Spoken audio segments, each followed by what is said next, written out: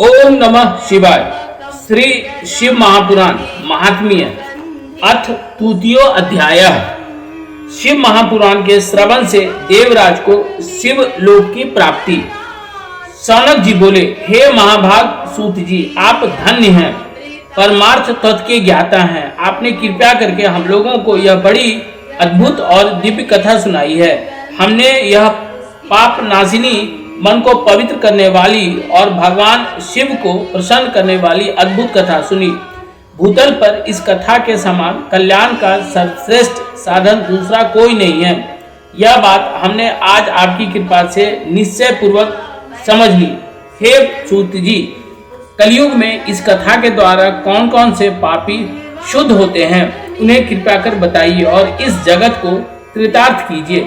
सूत जी बोले, हे मुने, जो मनुष्य पापी, दुराचारी, खल तथा काम क्रोध आदि में निरंतर डूबे रहने वाले हैं, वे भी इस पुराण से अवश्य शुद्ध हो जाते हैं। यह कथा वास्तव में उत्तम ज्ञान यज्ञ है, जो सदा सांसारिक भोग और मोक्ष को देने वाला है, सभी पापों को नष्ट करने वाला है और भगवान शिव को प्रसन्न करने वाला है। जो अत्यंत लालची, सत्य विहीन, अपने माता पिता से द्वेष रखने वाले, पाखंडी तथा हिंसक वृत्ति के हैं, वे भी इस ज्ञान यज्ञ से शुद्ध हो जाते हैं। अपने वर्णाश्रम धर्म का पालन न करने वाले और ईर्ष्याग्रस्त लोग भी कली काल में इस ज्ञान यज्ञ के द्वारा पवित्र हो जाते हैं। जो लोग छल कपट करने वाले, क्रूर स्वभाव वाले और अत्यंत निर्दयी हैं, कलयुग में वे भी इस ज्ञान यज्ञ से शुद्ध हो जाते हैं। ब्राह्मण के धन से पलने वाले तथा निरंतर व्यभिचार परायण जो लोग हैं, वे भी इस ज्ञान यज्ञ से इस कली काल में भी पवित्र हो जाते हैं। जो मनुष्य सदा पाप कर्म में लिप्त रहते हैं, सठ हैं और अत्यंत दूषित विचार वाले हैं, वे कलयुग में भी इस ज्ञान यज्ञ से निर्मल हो जाते हैं। दुष्चरित्र, दुर्बुद्धि, उद्विग्न चरित्र वाले और देवताओं के द्रव्य का उपभोग करने वाले पापी जन भी कली काल में भी इस ज्ञान यज्ञ से पवित्र हो जाते हैं। इस पुराण के श्रवण का पुण्य बड़े बड़े पापों को नष्ट करता है, सांसारिक भोग तथा मोक्ष प्रदान करता है और भगवान शंकर को प्रसन्न करता है। इस संबंध में मुनिगण इस प्राचीन इतिहास का उदाहरण दिया करते हैं, जिसके श्रवण मात्र से पापों का पूर्णतया नाश हो जाता है। पहले की बात है, किरात नगर में एक ब्राह्मण रहता था, जो अज्ञानी, दरिद्र, रस बेचने वाला तथा वैदिक धर्म से विमुख था। वह स्नान, संध्या आदि कर्मों से भ्रष्ट हो गया था और वैश्यावृत्ति में तत्पर रहता था। उसका नाम था देवराज। वह अपने ऊपर विश्वास करने वाले लोगों को ठगा करता था। उसने ब्राह्मणों, क्षत्रियों, वैश्यों, शूद्रों तथा दूसरों को भी अनेक बहानों से मारकर उसका धन हड़प लिया था। बाद में उसने अधर्म से बहुत सारा धन अर्जित कर लिया, परंतु उस पापी का थोड़ा सा भी धन कभी धर्म के काम में नहीं लगा। एक दिन वह ब्राह्मण एक तालाब पर नहाने गया। वहां शोभावती नाम की एक वैश्या को देखकर वह अत्यंत मोहित हो गया। वह सुंदरी भी उस धनी ब्राह्मण को अपने वशीभूत हुआ जानकर प्रसन्न हुई।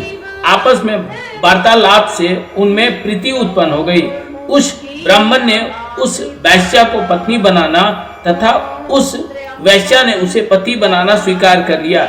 इस प्रकार कामवश होकर वे दोनों बहुत समय तक विहार करते रहे। बैठने, सोने, खाने पीने तथा क्रीड़ा में वे दोनों निरंतर पति पत्नी की तरह व्यवहार करने लगे। अपने माता पिता तथा पत्नी के बार बार रोकने पर भी पाप कृत्य में संलग्न वह ब्राह्मण उनकी बात नहीं मानता था। एक दिन रात्रि में उस दुष्ट ने ईर्ष्यावश अपने सोए हुए माता पिता और पत्नी को मार डाला और उनका सारा धन हर लिया। वैश्या में आसक्त चित्त वाले उस कामी ने अपना और पिता आदि का सारा धन उस वैश्य को दे दिया। वह पापी अभक्ष भक्षण तथा मद्यपान करने लगा और उस नीच ब्राह्मण ने उस वैश्या के साथ एक ही पात्र में सदा झूठा भोजन करने लगा। एक दिन घूमता घामता वह दैव योग से प्रतिष्ठान झूसी प्रयाग में जा पहुंचा। वहां उसने एक शिवालय देखा जहां बहुत से साधु महात्मा एकत्र हुए थे। देवराज उस शिवालय में ठहर गया और वहां उस ब्राह्मण को ज्वर हो गया। उस ज्वर से उसको बड़ी पीड़ा होने लगी। वहां एक ब्राह्मण देवता शिव पुराण की कथा सुना रहे थे। ज्वर में पड़ा हुआ देवराज ब्राह्मण के मुखारविंद से निकली हुई उस शिव कथा को निरंतर सुनता रहा। एक माह के बाद वह ज्वर से अत्यंत पीड़ित होकर चल बसा। यमराज के दूत आए और उसे पाशों में बांधकर बलपूर्वक यमपुरी में ले गए। इतने में ही शिवलोक से भगवान शिव के पार्षदगण आ गए।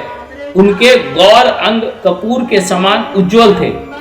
हाथ त्रिशूल से सुशोभित हो रहे थे। उनके संपूर्ण अंग भस्म से उद्भासित थे और रुद्राक्ष की मालाएं उनके शरीर पर शोभा बढ़ा रही थीं।